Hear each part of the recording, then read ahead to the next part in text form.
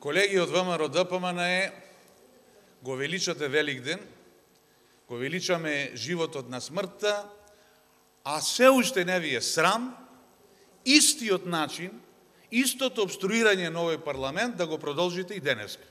Ево, трет ден Великден. Зошто? Не ви е срам да го лажете оној народ надвор. Не ви е срам од овдека да не одите меѓу нив. Па кога беа демонстрациите на шарената револуција, ние од овдека одевме заедно со демонстрантите. Ние не се срамевме. Вас ви е срам, затоа што тој народ таму знае единствената причина за ваквата обструкција ваша е бранењето на привилегиите што ги имате.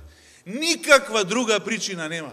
Зошто не сте искрени, пак не кажете дека во 2008 година, после избори, го прашавте народот за законот за јазиците?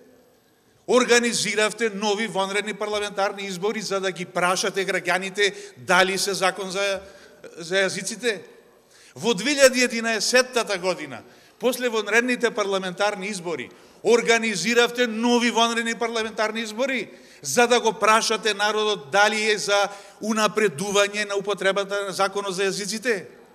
Организиравте избори за да го прашате народот дали е за амнестија на хашките случаи? Па какво е ова лицемерие? Зашто зборувате? Ние денеска треба да разговараме за реалните проблеми на граѓаните. Па вас ви е стало само до привилегиите што ги имате.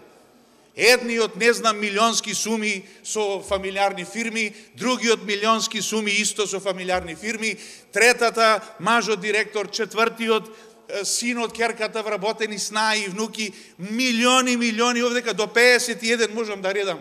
Единствената причина заради која го правите ова е да си ги зачувате привилегиите. Нема никаква платформа, нема никаква врска. За барањата во платформата на албанските политички партии од Република Македонија преговараше вашиот лидер, преговараше вашиот тим и не се договори за СЈО. Сега платформа нема. Јас не знам како да ви објаснам. Се обидов и по лека, и на странски јазици. Ево ја сега единствената платформа. Се вика програма на новата реформска влада. Кој ќе ја прифати оваа програма? Учествува во креирањето на владината политика. Кој нема да ја прифати, останува надвор од владата. Толку едноставно и толку лесно за памтење. Меѓутоа не, одбивате да ја прифатите вистината. Затоа во духот на толеранцијата, мирот, братолюбието, слогата, откажите се од оваа пародија, од оваа лакрдија и дајте да започнеме со реално решавање на проблемите на граѓаните на оваа држава.